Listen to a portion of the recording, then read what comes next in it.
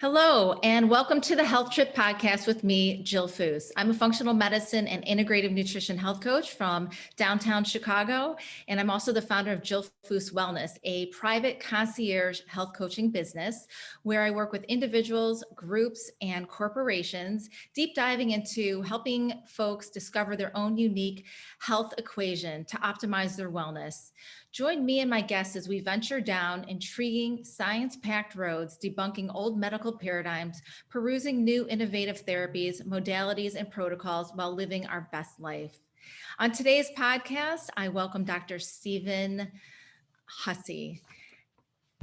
Dr. Stephen Hussey is a chiropractic and functional medicine practitioner. He attained both his doctorate of chiropractic and master's in human nutrition and functional medicine from the University of Western States in Portland, Oregon. He is a health coach, speaker, and the author of 2 books on health: The Health Evolution, Why Understanding Evolution is the Key to Vibrant Health and Understanding the Heart, Uncommon Insights into Our Most Commonly Diseased Organ. In addition to chiropractic, Dr. Hussey focuses on metabolic health and guides patients and clients from around the world back to health by using the latest research and health attaining strategies. In his downtime, he likes to be outdoors, playing sports, reading, writing, and spending time with his wife and their pets. Welcome, Dr. Hussey.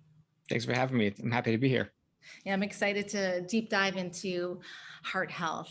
But before we start, I do want to just do a little medical disclaimer here that we are not medical doctors and we are not your primary care physicians. So all of this information is purely for informational and educational purposes. And hopefully you'll be able to walk away from this podcast with some nuggets to take back to your own primary care physician and discuss if they resonate with you. Today's podcast is all about the heart health, cholesterol, saturated fat, nutrition, debunking old medical paradigms that most of our primary care physicians are still touting as medical truths, leading to many confused folks out there, including myself. Back in the 80s, my father had his first cardiac event. He lived in the typical American lifestyle, smoked a pack of ciggies a day, didn't exercise, didn't manage his stress, drank alcohol, and managed his heart issues with lots of pharmaceuticals, including blood pressure meds, statins, and antidepressants.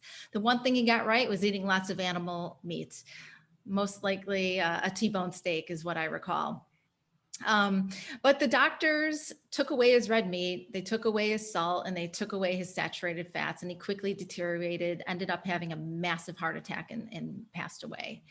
I'm sure that story is a common story throughout the globe. Page 13 of Dr. Hussey's book, Understanding the Heart, which I just read all weekend, it was fascinating to me. There's a quote that goes like this: Western medicine is great for an emergency. It will save your life in times of life-threatening infection, traumas, and general medical emergency, but it's proving to be terrible for preventing and fighting chronic disease. And with that, we're going to start deep diving into heart health. Anything you want to add to that opening, Dr. Hussey? I mean, just to reiterate, Western medicine has come a very long way as far as what it can do in an emergency, and it can save your life. But if you look at the statistics on chronic disease, especially in developed countries, westernized countries, they're just skyrocketing and they keep going up. So clearly, our healthcare system, which is extremely, extremely expensive, is not working. And you'd think for something we were spending that much money on, we would get better health outcomes, but we're not. And so we have to kind of open our minds a little bit and explore and see what other options there may be for achieving health. Yeah, it was really interesting today. I was listening to a podcast earlier about bridging the gap between traditional medicine and functional medicine. We're all practitioners. We all want to help people live healthy lives, but bridging that particular gap is something that I think our entire country and world really needs to work on. But that's another podcast right there. So Yeah. what led you into being so intrigued by heart health?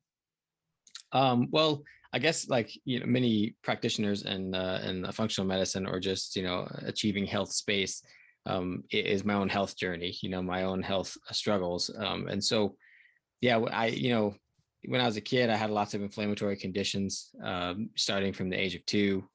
My father recognized that I was having symptoms of asthma, just like he had. And so he could recognize that pretty quick. And, from there, it was all kinds of things like allergies. And I used to break out in chronic hives all over my body just from some allergic reaction to something. I had irritable bowel syndrome, lots of inflammation going on, and ultimately ended up with autoimmune type 1 diabetes, where my body, there was so much inflammation in my body, it got confused, attacked some cells in my pancreas, and now I no longer make insulin, which makes me type 1 diabetic, very different than type 2 diabetic. And that happened at the age of 9. And so, from that time, my parents and I were kind of, just thrown into this Western medical system. It was all we knew what to do. And they were helpful, I guess, at helping me manage the conditions, but never really gave me answers as to why I had all these inflammatory things. And in the case of type 1 diabetes, never really gave me, or I guess enlightened me on the best way to manage it, because they didn't know the best way to manage it. They knew one way to manage it, and that's what they taught me. And so, so my entire life since I was 9 years old has been a lot of trial and error on what's going to work best for my health and my conditions. And I'm happy to say that all those inflammatory conditions I once had are gone, and the type 1 diabetes is kind of collateral damage from that. And so barring any stem cell type cure, that I will have that the rest of my life. And so that really predisposes me to heart disease. 2 to 4 times increased risk because of my blood sugars, no matter how hard I try, would never be the same or as good as someone who is not a type 1 diabetic. And so I have this increased risk. And so I've always, throughout my entire life, really, but especially toward the end of college and my medical education and just my own independent research, I've been looking for how best I can mitigate this increased risk that I have. And so what did you try in terms of your diet? Yeah, so I mean, it started out, it wasn't really until college that I started figuring out that the way I live my life had a direct impact on how I could manage these conditions and manage my blood sugars and things like that. And so I started figuring that out on my own. And at first, it was just eat more whole foods, I guess, or just learning about the processed food industry. And I had a good undergraduate program that taught me a lot about that stuff, but it was a little misguided because it was run by one of my professors, like the chair of the department was very plant-based.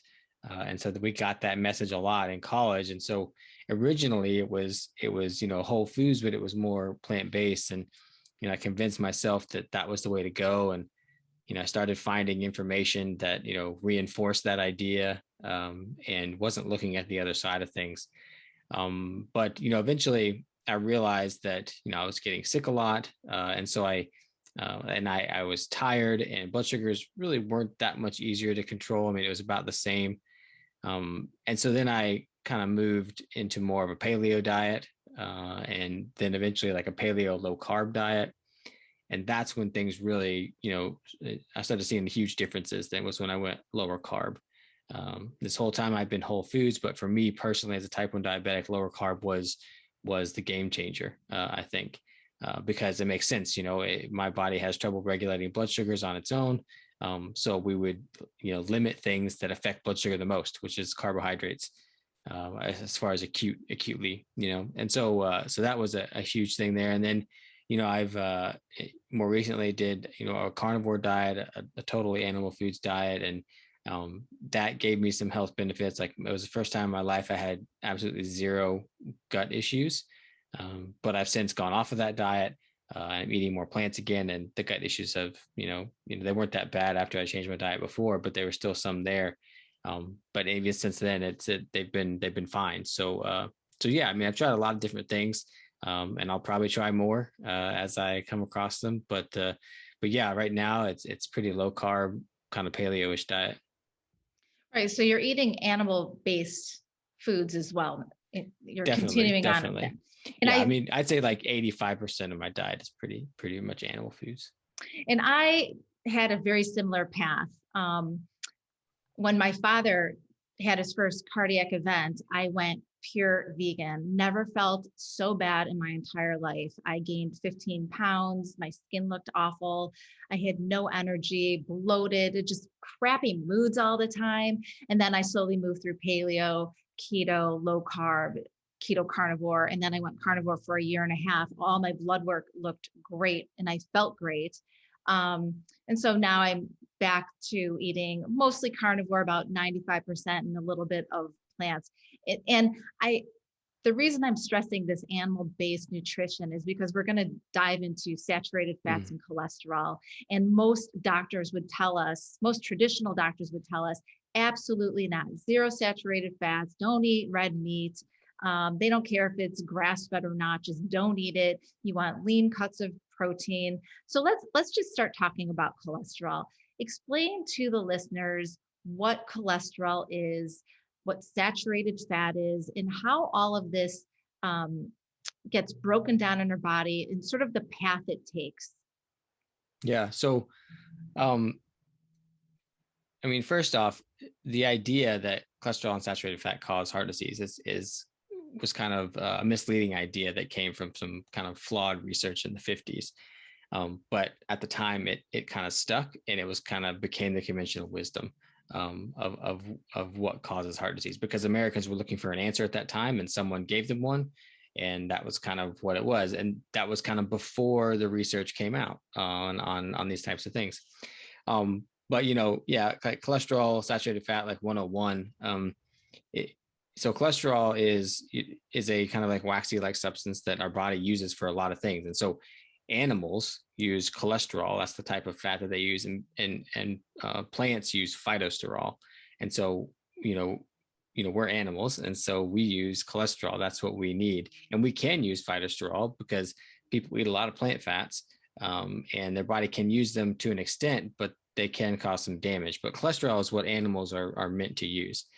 So when you eat animal fat, it's usually going to be of the saturated variety, even though there's saturated, unsaturated, monounsaturated in all foods. Even like a blueberry has saturated fat in it. It's just very, very small amounts. I'm really glad you bring that up, because people don't realize that all fats are in all food, just in different ratios. Exactly. And so, yeah, so even a steak has unsaturated fat in it. Right. And that's okay because it's in the right ratios. The problem comes when we get the wrong ratios, which we can talk about. But when you eat animal fats, we're getting lots of cholesterol.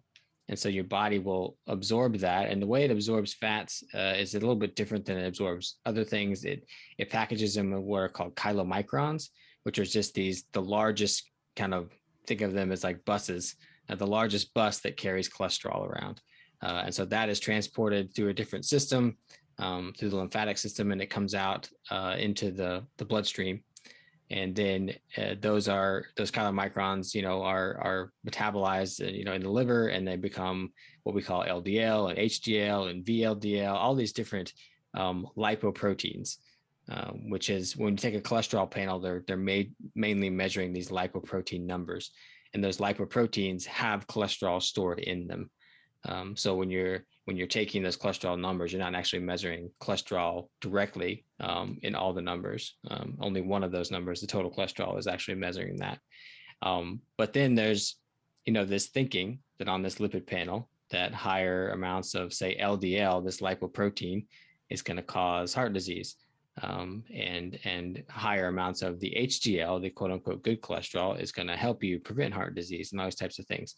And I would argue that there's no such thing as good or bad cholesterol or good or bad lipoproteins. It all matters. I mean, you can't take that panel out of context and tell if someone's at risk or not at risk.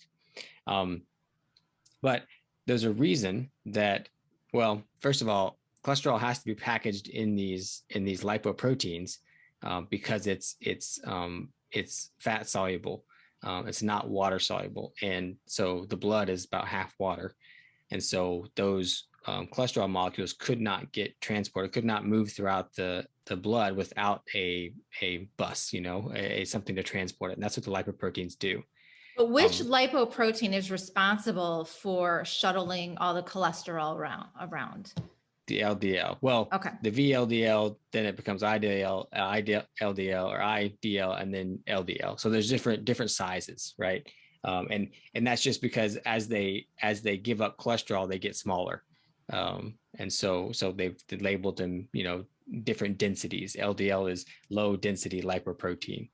And VLDL is very low density lipoprotein, and HDL is high density lipoprotein. So they're just based on how dense they are, how packed they are full of cholesterol. They get different names because they're different sizes.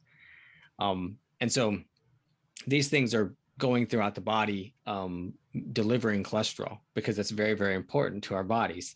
It plays a role in a lot of different functions. So all of our sex hormones are made of cholesterol. If we didn't have enough cholesterol, we could have sexual dysfunction, or imbalanced sex hormones. Cholesterol is important for the making of vitamin D. People think, yeah, we get it from the sun, and we do, but if we don't have cholesterol present, we're not going to make as much. It's very important for the function of insulin receptors, which, insulin signaling is very, very important for many things in the body, but insulin resistance is one of the well-established risk factors for heart disease. And if we don't have enough cholesterol, we can get insulin resistance, which there's studies out there that show that taking statins and lowering cholesterol is actually creates type 2 diabetes, which is insulin resistance. So that's interesting.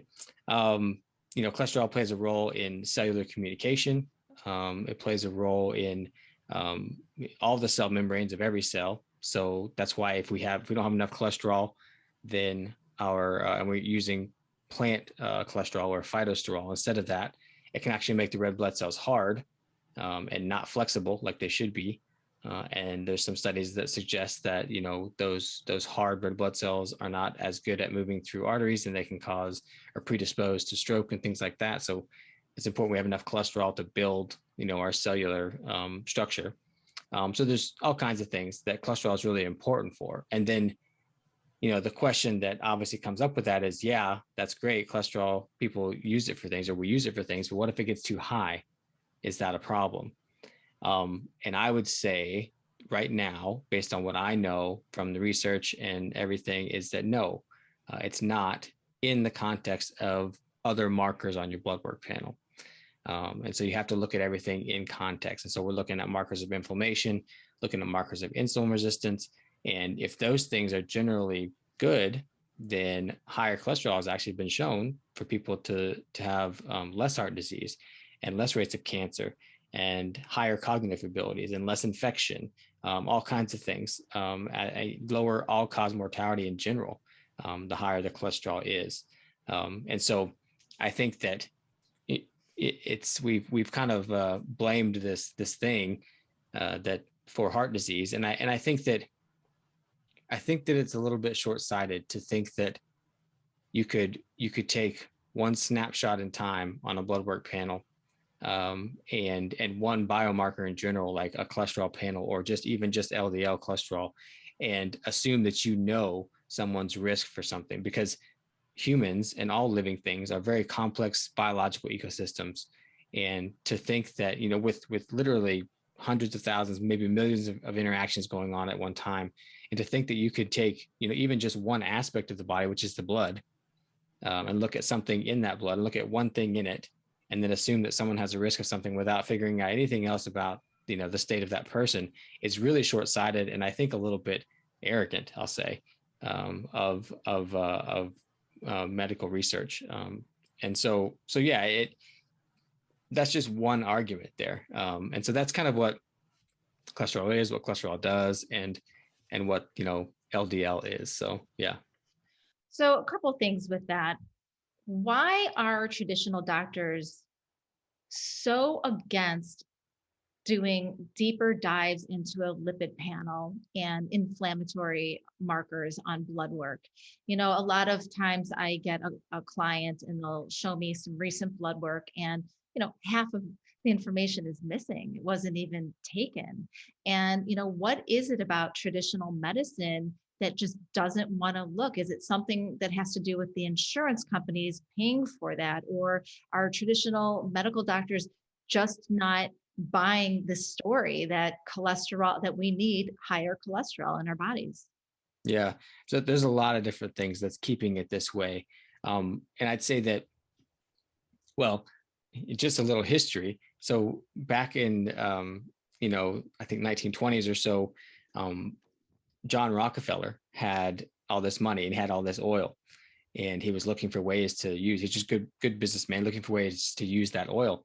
And one of the ways he found to use it was that he could use it to help extract things out of certain plants and things to concentrate them and make pharmaceuticals. And so then what he did was he wanted to use those pharmaceuticals, these new products that he was making. So he went to the medical schools and said, I will fund your medical school. I will fund your journals. I'll fund your research, all this stuff, if you teach this pharmaceutical based, way of doing medicine. And it's really interesting because if you look at medical textbooks before the 1920s, there was all these different, what we would call alternative therapies today, but after that time, it became this very pharmaceutical based way of doing medicine, practicing medicine. And so part of the reason that it's keeping that way is because when a medical student goes to medical school, that's what they're learning. They're learning this pharmaceutical way of doing medicine, and that's all they're learning. And so, after that, it really depends on the person. Is that person going to be, depend on the doctor, I guess, is that doctor going to be open-minded and keep looking for different alternatives? Or are they going to think, I spend all this time learning about the body. I know it better than most people. And I was taught this, and this is what I'm going to do. And then there's the aspect of, this is the standard of care. If you don't do the standard of care, your license is at risk. If you don't do the standard of care and something goes wrong with this patient, your license is at risk. And so there's that aspect of things. But then there's also the aspect of things, that when a medical student goes to medical school, they're wide-eyed and they want to heal the world and everything like that. And then, I think a bit ridiculous rigors of medical school kind of takes that out of them. And by the time they get through with medical school and residency and all this stuff, they're just like, I just want to see patients and pay off my extremely large student debt. And this is what I'm going to do. This is what insurance companies reimburse me for. This is what I'm going to prescribe. This is the way I'm going to practice medicine because it's going to make me the money that I worked really hard to earn, and they think they deserve, and so it's just, there's all these things because I don't think that it's bad people. I think that it's a lot of good people stuck in a bad system, and a system that rewards a certain way of doing things. And it's rare, I think, that you'll find, it's getting more common now, but I think that it is still rare that you'll find a physician that has, gone outside the status quo and started looking for answers. How can we treat these things more effectively? And most of the time when they do that, they realize that the pharmaceuticals are not the answer. The pharmaceuticals are really good at treating certain symptoms, mm-hmm. or getting a certain effect in the body, like lowering cholesterol, if that's indeed what we want to do. But what if it's not what we want to do? And they find that those are not the best ways to do things. And so they start to branch out and they get different ideas. And so, yeah, but there's all these different things that are kind of holding medicine in that place right now. Yeah. And what I have found just on my podcast and in all of my school for health coaching and talking to practitioners and physicians is it usually takes a, hitting bottom type of experience, whether it was with themselves, a family member or a friend or a patient that where they have a light bulb moment thinking, okay, there has to just be a better way.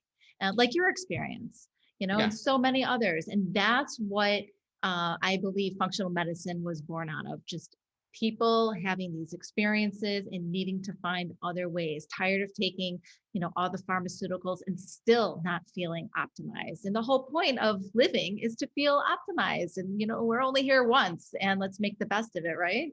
Exactly. And I think that, lots of physicians started to realize that, hey, this is what I'm being told is the best available treatment, and it's not working. Yeah. And people were getting sick and not getting better, and they got frustrated with that. And so they looked for other routes, Yeah. So I have 5 kids, and when they were little, they're all 2 years apart. And when they were little and I'd take them to any kind of doctor, they would always say to me, Mom, do you think you could wait in the car? I really don't want you, talking to the doctor and like talking about your whole food thing and gluten and this and that. And I was like, I'm coming in. I promise I'll be a good mom. I won't say anything. But actually the good mom is the mom who questions the, layers of pharmaceuticals they're, giving your 8-year-old child who's, clearly not doing well.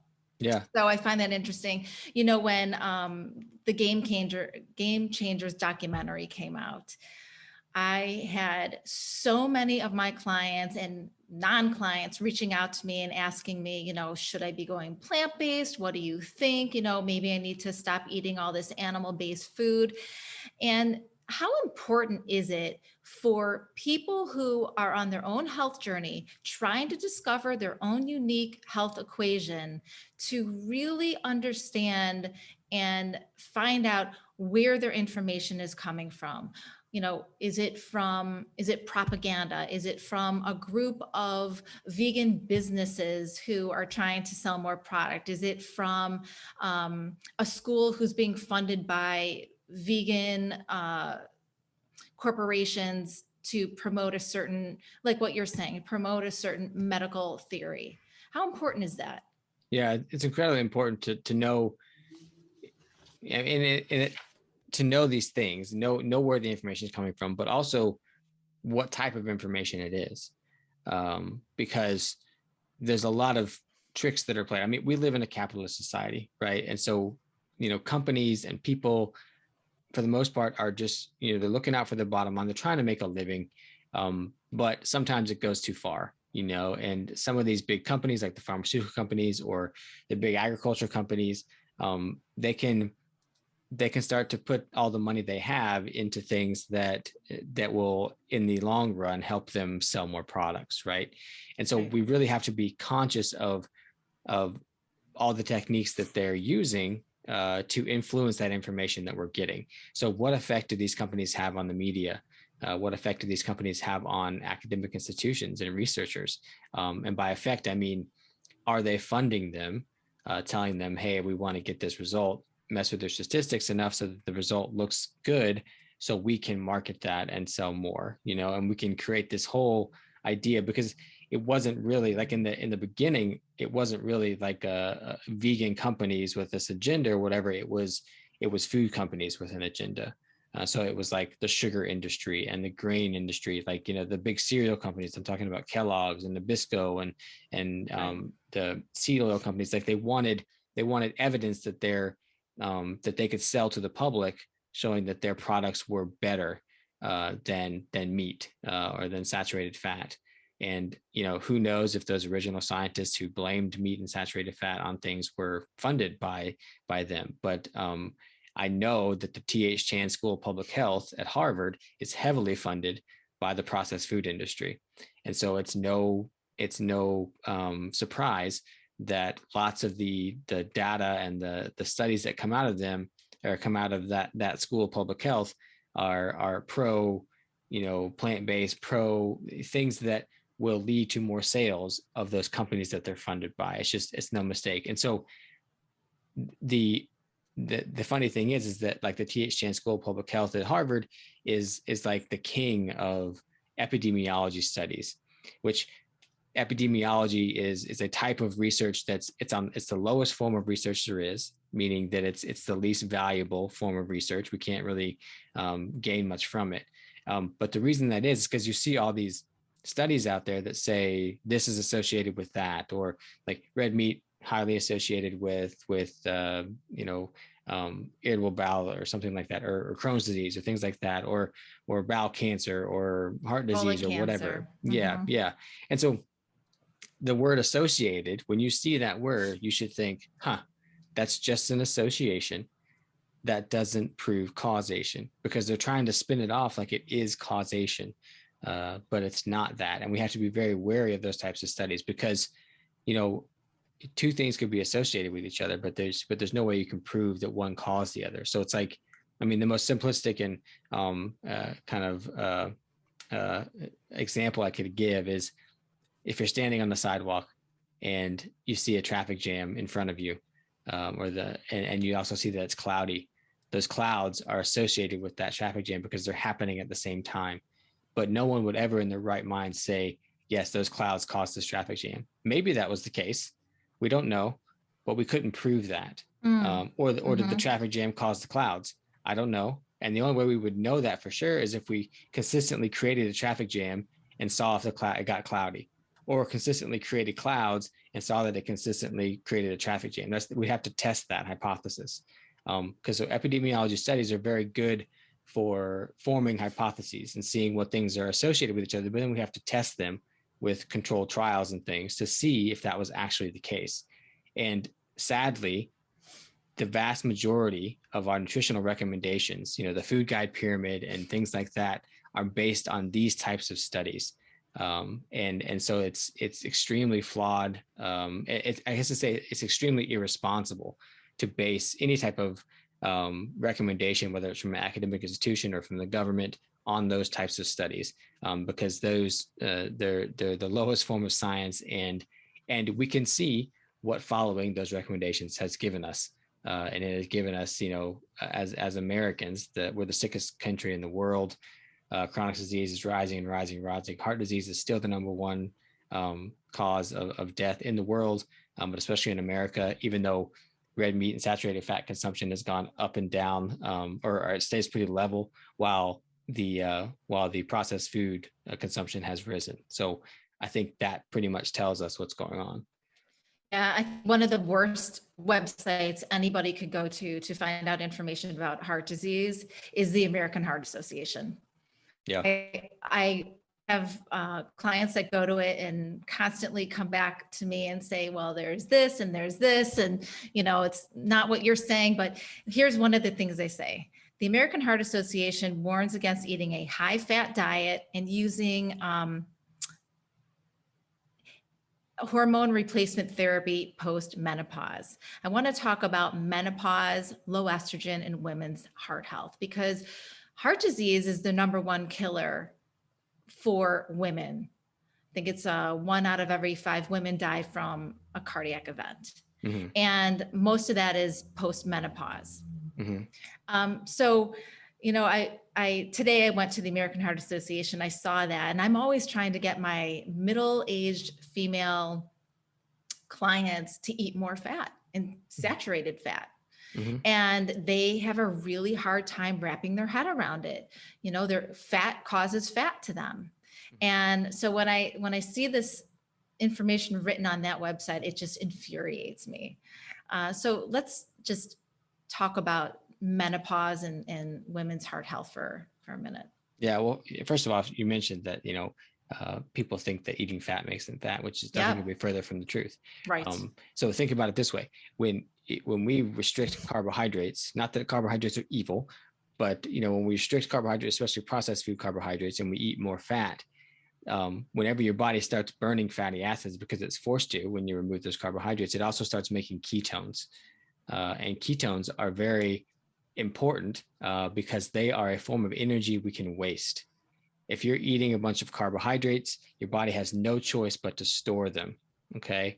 Whereas if your store body them as fat, yeah. and glycogen too. But if there's too much of that, it goes straight into fat cells. Right. And so if we're burning fatty acids and making ketones, your body can waste ketones. So it doesn't have to store that energy. It can waste them, and it wastes them in the form of, you can pee it out, you'll sweat it out, you breathe it out. So think about that. And then as far as, women and heart health, yes, after menopause. So like before menopause, it seems that more men die of heart attacks and have heart disease. But then after that, women catch up pretty quickly and then surpass them. And so one of the reasons I think that is because, we talk about, or the conversation around heart disease is dominated by cholesterol, saturated fat, lipid panels, those types of things, diet in general. And that's important. That's an important aspect of heart disease. But in my book, I try and shed light on the other causes of heart disease, because there are others. One being inflammation and oxidative stress, the other being an imbalance in our stress response, which means, more or less how stressed we are, but, how our body deals with stresses, um, everyday stresses that we have. And so if we are able to adapt to those stresses and our body can have the proper reaction to them, then we are much more likely to, lessen that burden of a stress response on our heart, which is the organ that seems to take the burden of our stress, which is why we say things like, I love you with all my heart. And we gave it all our heart. There's this emotional capacity or context to our heart. But one of the best measures of how balanced our stress response is heart rate variability. And so heart rate variability it's the best marker we have of that balance. And interestingly, there are studies that have shown that the monthly cycle of a woman before menopause actually stimulates or increases heart rate variability. And so it's like women have this advantage over men of balancing that autonomic nervous system and that stress response before menopause. But then once that monthly cycle goes away or stops, then it seems that women kind of catch up and they're not getting that that the benefit of that monthly cycle that stimulates or that increases heart rate variability. Tell the listeners what heart rate variability actually is. Yeah. So I often describe it or using something else called respiratory sinus arrhythmia, which is the same kind of measure of heart rate variability, but it's a good way for people to understand it. So if I was to, take my pulse, like on my neck right here, or like on my wrist or something, I just feel that, and I feel pretty closely, and I take like a slow, deep breath in, my heart rate would quicken. And then if I take a slow breath out, you'd feel your heart rate slow a little bit. Okay. And so heart rate variability is the difference between, how fast, or, the time interval between how fast the heart is beating. Like, and so the heart rate variability, you want it to be bigger, because as like when you breathe out, that stimulates what's called parasympathetic, which is the, non-stress state of the stress response. Rest and digest. Right. And when you breathe in, you're stimulating sympathetic, which is that fight or flight. This is like, we're in a stressful situation, let's do something about it. And they're just, subtle stimulations, but that's the power of breathing. Will definitely, it stimulates those things. And so we want a high heart rate variability. Okay. So we want those heartbeats to be more spaced. Right. And so that tells us that we are able to adapt to a stress response. We are more able to adapt. Whereas if our heart rate variability is low, like say it's here, then we have trouble, adapting to a stressful situation, and we could get stuck in this sympathetic response. We can get stuck in this stress state, and then our bodies cannot adapt to those things. So heart rate variability is just the measure of, how well we're able to adapt to situations. And it's done by measuring specific calculations when taking heart rate, but also, breathing in and breathing out, and the difference between how fast and how slow it gets between, each breath. That's the respiratory sinus arrhythmia. And those things are measuring the same thing, this balance in our stress response. And so, like I said, the monthly cycle for women stimulates a heart rate variability, stimulates parasympathetic, which is the rest and digest, which helps create balance in the stress response. And so that's kind of a benefit. As much as that may be uncomfortable to go through, I have no idea, how that feels and how that is for women. But like, that's one benefit. You can see it as that they're getting. And then after menopause, that goes away, and women tend to catch up pretty quick to men as far as heart attacks. So it's pretty interesting stuff. Do you think that hormone replacement therapy is beneficial to women then, knowing all of this information? Because the estrogen, once your estrogen production goes down, it ain't starting up again, so we need outside help. Yeah. And I can't make a blanket statement on if it would be beneficial for everyone or not beneficial for everyone. I think that's very individual. I mean, there are so many different factors within our modern world that are affecting hormones, whether it's things like plastics and other, phytoestrogens, or not phytoestrogens, but just estrogenics and things like that, or whether it's just the war on cholesterol, that's messing with sex hormones. I mean, stress in general, if we have too much stress, then your body's going to steal more cholesterol to make cortisol and not enough to make sex hormones. So there are so many different things. And I would want to try and fix all those different things before I did hormone replacement. But at the end of the day, if that's the only thing that we can find that's going to help someone have a better quality of life, then, as long as they understand the risks or benefits or whatever, then that's their decision. But I'm not going to sit here and claim that no one should ever do it, or that no one, or that everyone should do it. There's just a lot of things to explore before you make those decisions. And unfortunately, in a Western medicine setting, those are things that are not talked about, or not. Those are treatment options that patients are not given first. Yeah. Well said. I want to go back to ketones versus glucose, and why the heart prefers to burn ketones for fuel and not glucose. So can we just sort of unpack heart health and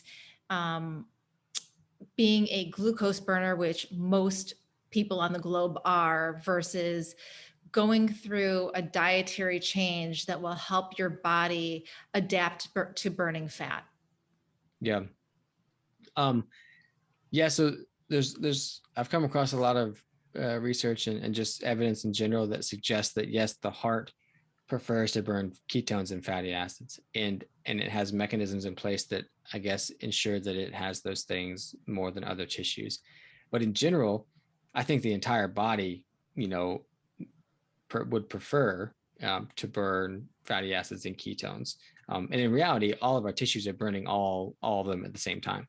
But so there's this thing called oxidative priority, which means that if you have glucose present, your body's going to burn that first, no matter what. It has to get rid of that. Actually, if alcohol is there, it's going to do that first. But then there's glucose, and then there's we'll skip exogenous ketones, and then there's proteins.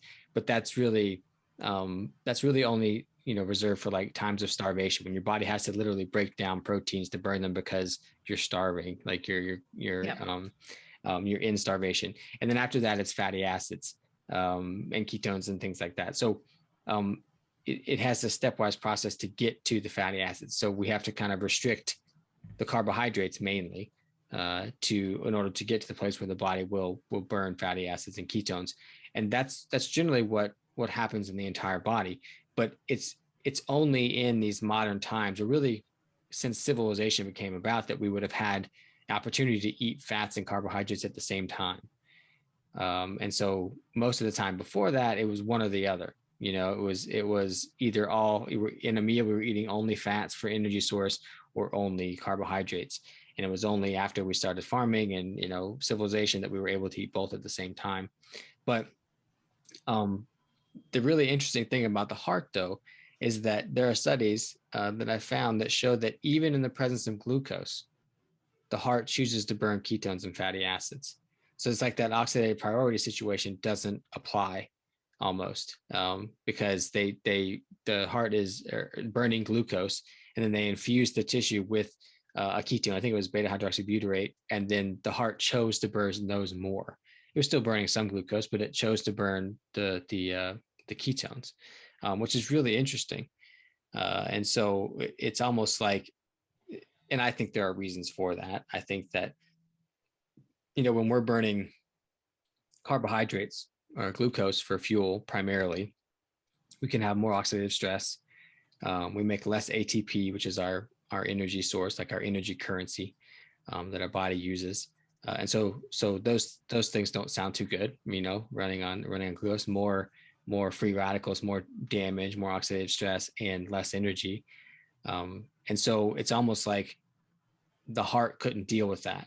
And so like it's special in the sense that it can't deal with that as well as, say, a skeletal muscle could. And so it has mechanisms in place that make sure that it primarily burns more fatty acids and ketones than other tissues, so that nothing, quote unquote, bad happens as far as tissue damage and things. And when we talk about fatty acids and the heart preferring those, if someone is a vegan, is their heart working differently? Does it look different than someone who is eating animal-based fats? I don't know. I mean, I'd say that depends on what type of vegan diet they're eating.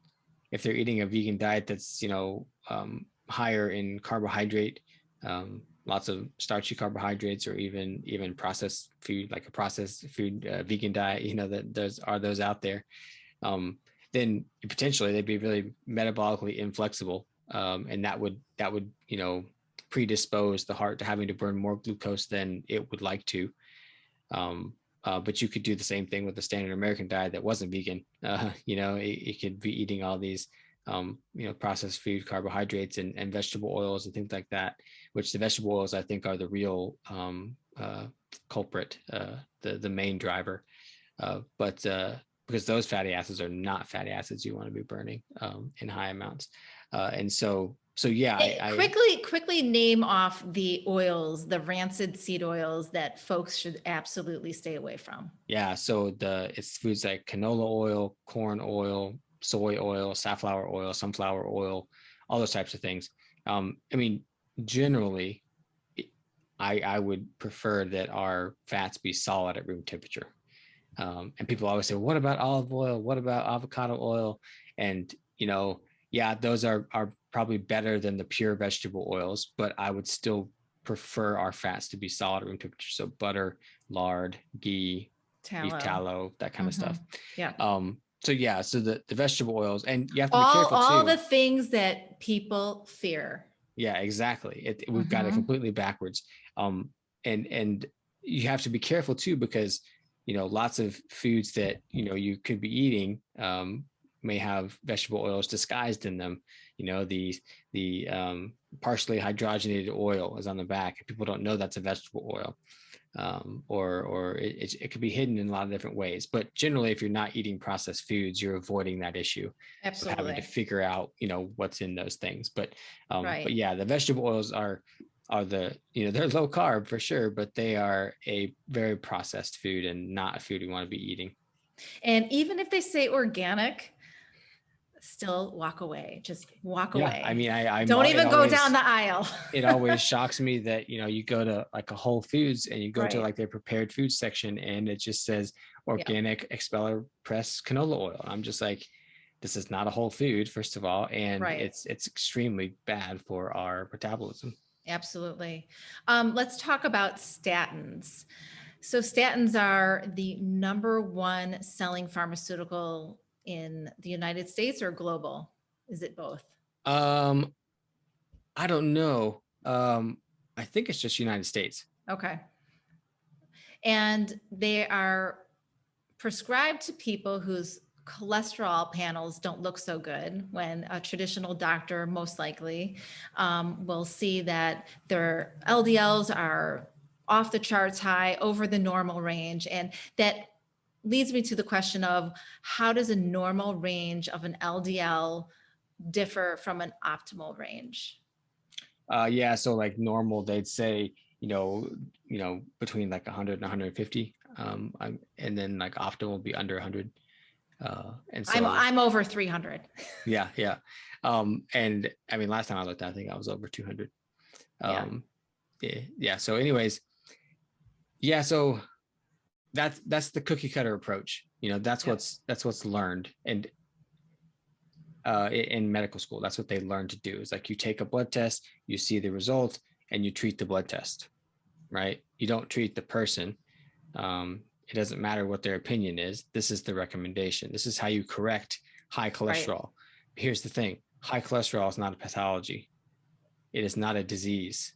So we're not treating the disease. We're treating the blood work. We're treating, right? So that's not, first of all, that doesn't make sense. But second of all, the outcomes with statin trials are pretty abysmal, and there's research out there that shows, or that suggests, or concludes that the statins have a benefit. But when you look at it, the benefits are extremely negligible. And if you really do look at the statistics, which this is how they mess with statistics and things, if you look at them, I can't remember the exact statistics in the studies I talk about in the book, but like one is like, if 63 people took a statin for a year, it'd prevent one heart attack. Right. And then the other one is like, if 100 people took a statin for a year, you should prevent one heart attack. These are what the results of the studies show, which are not good odds. to me, it's like, why would I do something like that? Especially because there's all these side effects that we talked about. If you limit the body's ability to make cholesterol, then you're going to have side effects, Yeah, because cholesterol is necessary. Yeah, on page 100 of your book. In fact, I'm going to open it up right now. I think I have it. Yep. One of my favorite pages of your book. You have this little chart with all of these arrows, and you talk about this stepped process in terms of how our body makes cholesterol. I thought it was really cool that you put that in there. Not that I know what any of those things are, right? But then you break down each point, each step in terms of, if you don't get from step 1 to step 2, here's all the things that are not happening in your body. If you don't get from step 6 to step 7, here's more things that aren't happening in your body. And all these things are meant to happen in your body because, by the way, our body is going to make cholesterol anyway. Yeah. Like the way a statin works is, so like what your body does to take a fatty acid to make cholesterol, it's like this 20-step process. I listed like maybe 8 or 9 in that little chart, like of the main ones.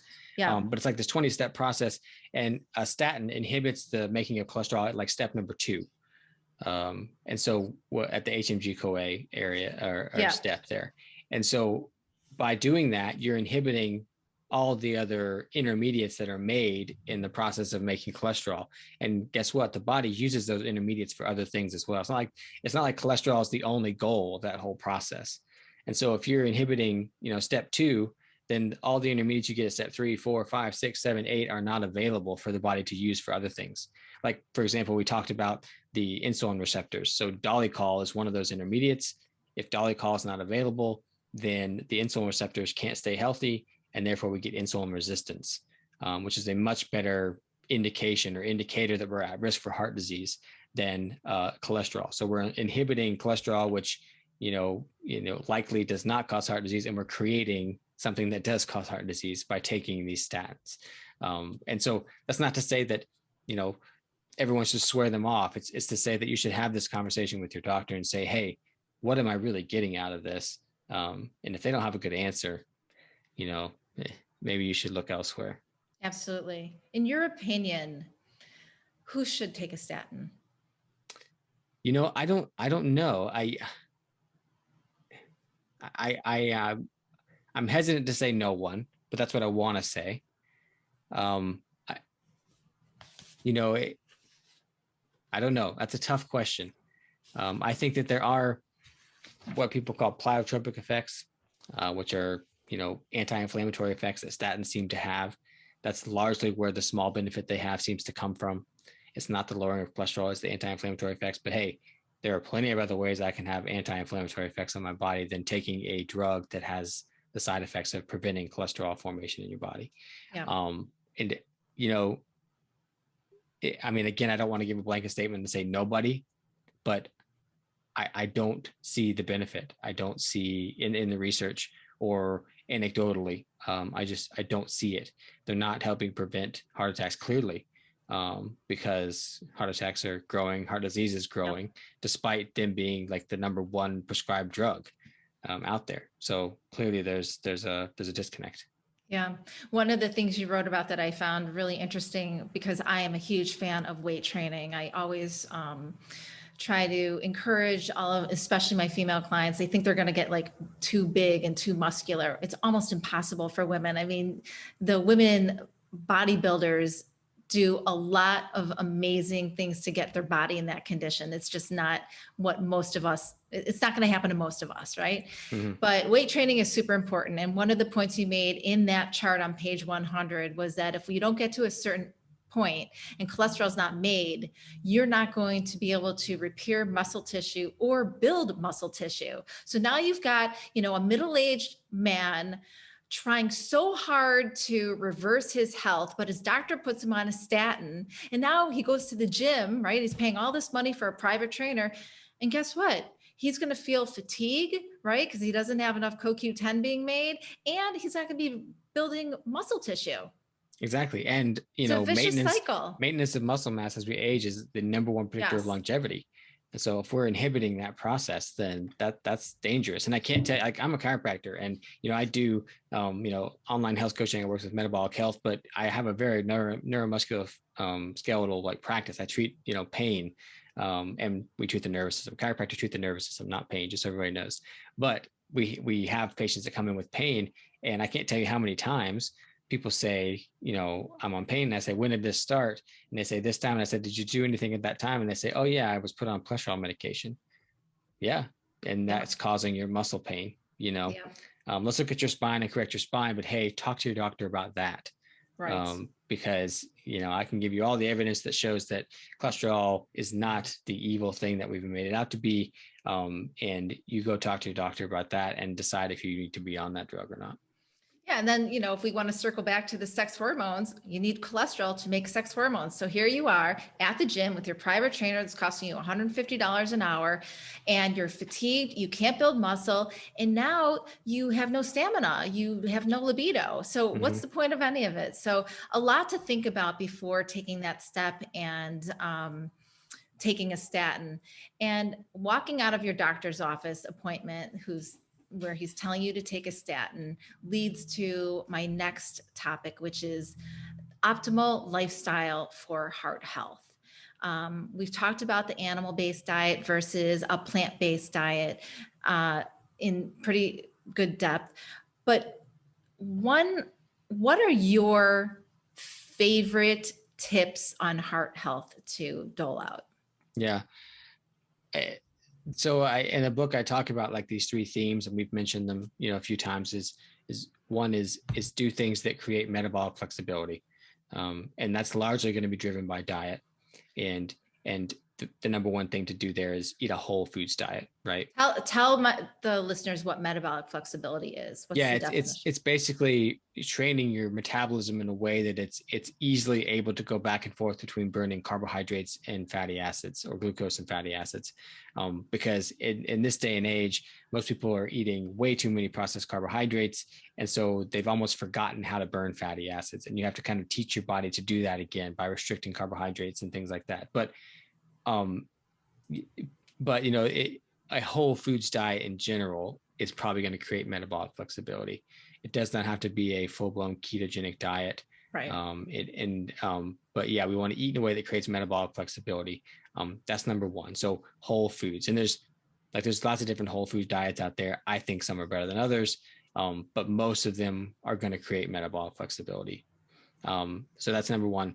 Number two is reduce inflammation and oxidative stress. And this is a big topic, but just like some heavy hitters are toxins from our environment are going to be huge contributors to oxidative stress and or inflammation. And so I tell people the 5 big areas are your food, make sure it's as clean as possible; your water, make sure it's clean as possible; your air, the air you can control, which is really just the air in your house, and make sure that's clean as possible.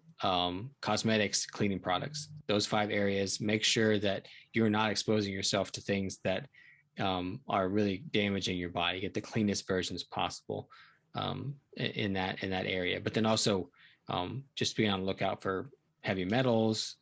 So eating the right types of fish. If you have mercury fillings, try and get them replaced. Like there's so many exposures we could have to heavy metals and things. But those are the things that it's going to drive, oxidative stress and inflammation.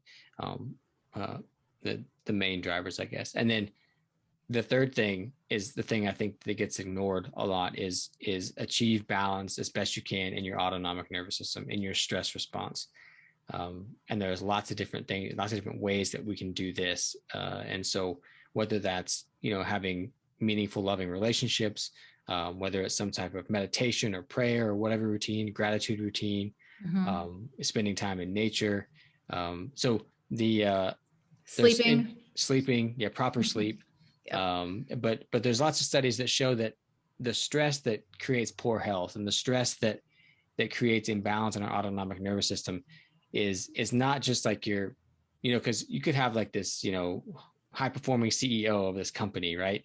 And he's thriving, right? And that stress is likely not affecting him negatively. It's the stress that we cannot control that makes us feel out of control that that has a negative effect on us. So there's just interesting studies that show that the amount of stress people reported and what type of stress it was a direct correlation between the negative effects. So like I said, the high demand CEO reported tons and tons of stress, but it was stress they could control, and it was no problem for their health. There was no poor health outcomes, but it was the employees in that company that reported not knowing how secure their job was, or not having control over what they do in their job.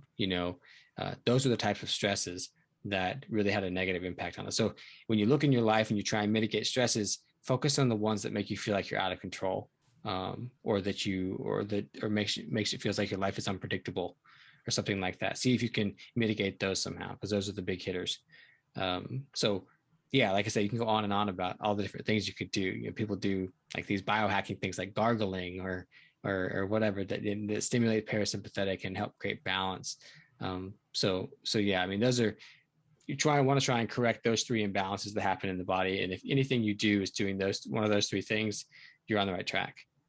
Yeah, absolutely. In health coaching, it's all about taking baby steps and reaching your goal and knowing your why. What is your why? Why do you want to get healthy? Was it bad blood work?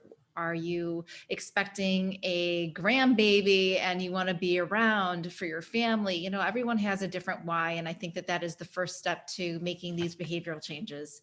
So before we end, I want to ask you one last question. What are your top 3 foods to eat for heart health? I think, I probably beef heart. It's probably number one. It's an animal food, so but it's also an organ meat, so it's got plenty of nutrients, and especially one specific to heart health. Lots of CoQ10, which is great for that, but also good fats, lots of B vitamins. So yeah, then probably eggs. I think eggs are just loaded with nutrients, also good fats, and then maybe something like sardines. Yeah, something like those, which 2 of those probably don't sound too appetizing. Well, for a lot of I was people, just going to say 2 of those people are already like, stopping the podcast. They're like, no way am I eating beef heart. But by the way, Carnivore Crisp is a company that made a beef heart chip. Have you ever had their snacks? I have. Yeah. Oh my God, they're delicious. And you can dip them in, whatever you like. I dip them in melted butter. I will say that if people like steak, and they're worried about organ meats, heart is the one to start with. It tastes, I think, the most like regular steak. Meat does. Yeah. I agree with you. Yeah. Well, thank you again for joining me on my podcast and breaking down heart health. It's such a confusing and scary topic to talk about. All of us know somebody that has had a cardiac event, or somebody who's headed in that direction. And it's never too late to turn your health around. And you're a health coach as well. So I am going to put in my show notes how to get in touch with Dr. Hussey if you have any questions, but absolutely pick up one of his 2 books. Like I said, I read Understanding the Heart in less than 48 hours. I found it, as someone who's not medically trained, it was really easy to understand. And you have a lot of studies in there, a lot of facts, and you back it up with a lot of ways to support heart health. So thank you for writing that book. And thank you again for coming on. And I'll put all your information in there and link to you so all of my listeners can find you. And have a great night. Any final words you'd like to say? Just thanks for having me on. I hope people, found benefit in what we talked about. And if people have questions, just reach out to me. Absolutely. All right. Thanks. Have a great night. You too. Bye-bye.